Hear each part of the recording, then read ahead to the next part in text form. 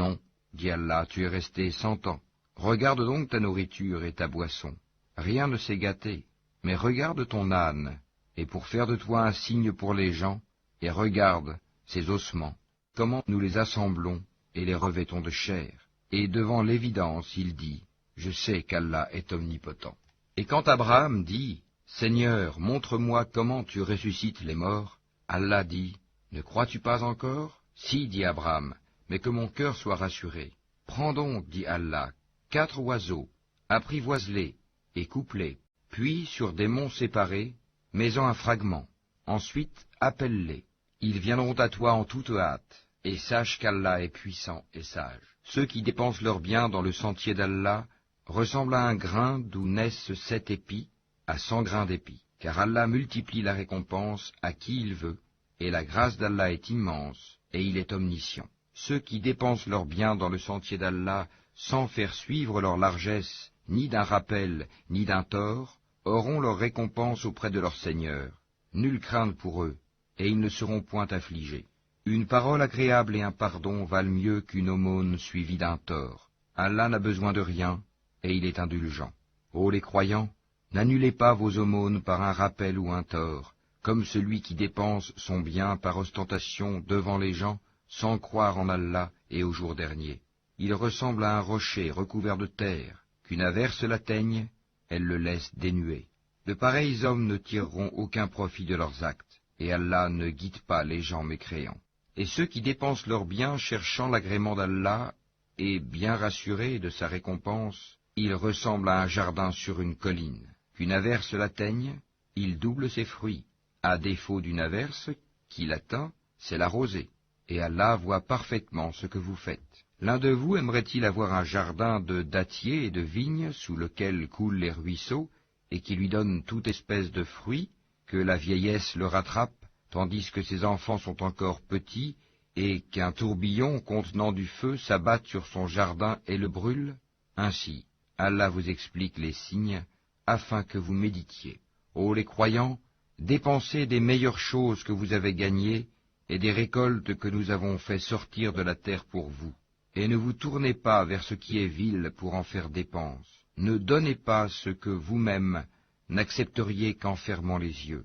Et sachez qu'Allah n'a besoin de rien, et qu'il est digne de louange. Le diable vous a fait craindre l'indigence, et vous commande des actions honteuses, tandis qu'Allah vous promet pardon et faveur venant de lui. La grâce d'Allah est immense, et il est omniscient. Il donne la sagesse à qui il veut, et celui à qui la sagesse est donnée, vraiment, c'est un bien immense qui lui est donné. Mais les doués d'intelligence seulement s'en souviennent. Quelles que soient les dépenses que vous avez faites, ou le vœu que vous avez voué, Allah le sait. Et pour les injustes, pas de secoureur. Si vous donnez ouvertement vos aumônes, c'est bien.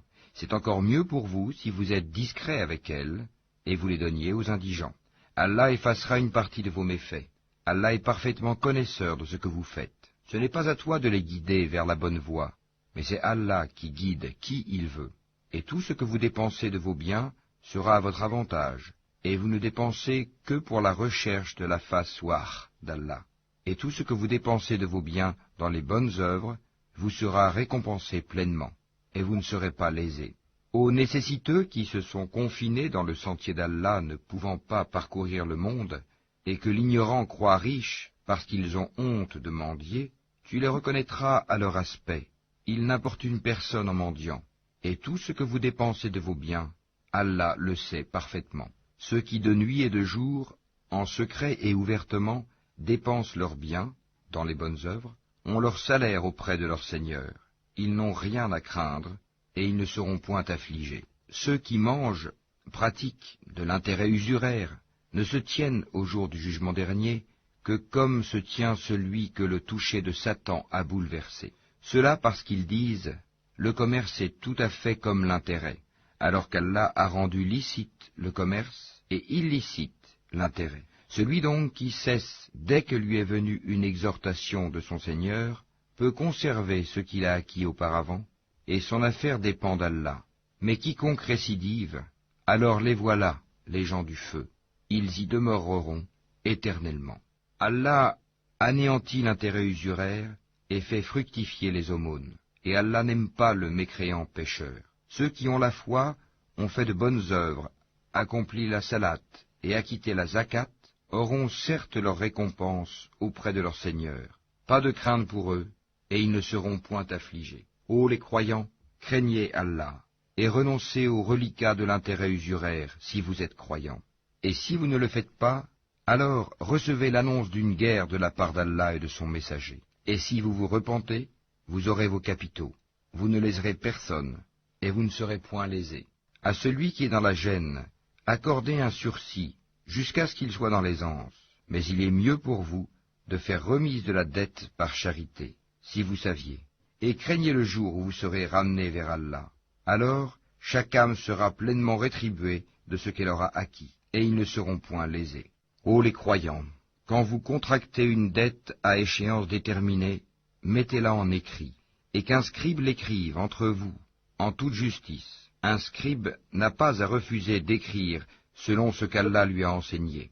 Qu'il écrive donc, et que dicte le débiteur, qu'il craigne Allah son Seigneur, et se garde d'en rien diminuer. Si le débiteur est gaspilleur ou faible, ou incapable de dicter lui-même, que son représentant dicte alors en toute justice. Faites-en témoigner par 2 témoins d'entre vos hommes, et à défaut de 2 hommes, un homme et 2 femmes d'entre ceux que vous agréez comme témoins, en sorte que si l'une d'elles s'égare, l'autre puisse lui rappeler, et que les témoins ne refusent pas quand ils sont appelés.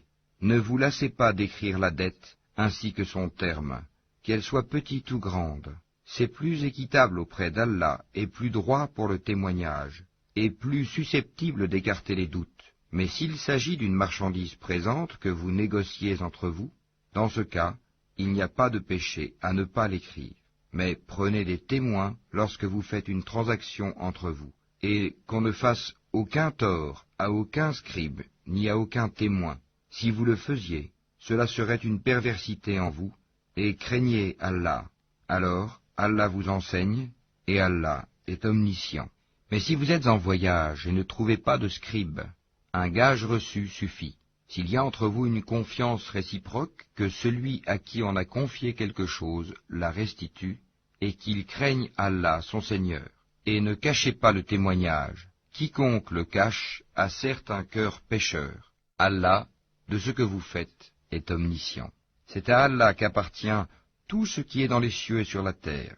Que vous manifestiez ce qui est en vous ou que vous le cachiez, Allah vous en demandera compte. Puis il pardonnera à qui il veut et châtiera qui il veut. Et Allah est omnipotent. Le messager a cru en ce qu'on a fait descendre vers lui venant de son Seigneur, et aussi les croyants.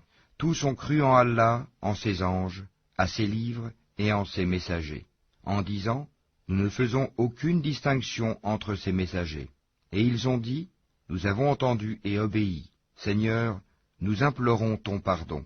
C'est à toi que sera le retour. Allah n'impose à aucune âme une charge supérieure à sa capacité. Elle sera récompensée du bien qu'elle aura fait, punie du mal qu'elle aura fait. Seigneur, ne nous châtie pas s'il nous arrive d'oublier ou de commettre une erreur. Seigneur, ne nous charge pas d'un fardeau lourd comme tu as chargé ceux qui vécurent avant nous. Seigneur, ne nous impose pas ce que nous ne pouvons supporter. Efface nos fautes, pardonne-nous et fais-nous miséricorde. Tu es notre Maître, accorde-nous donc la victoire sur les peuples infidèles.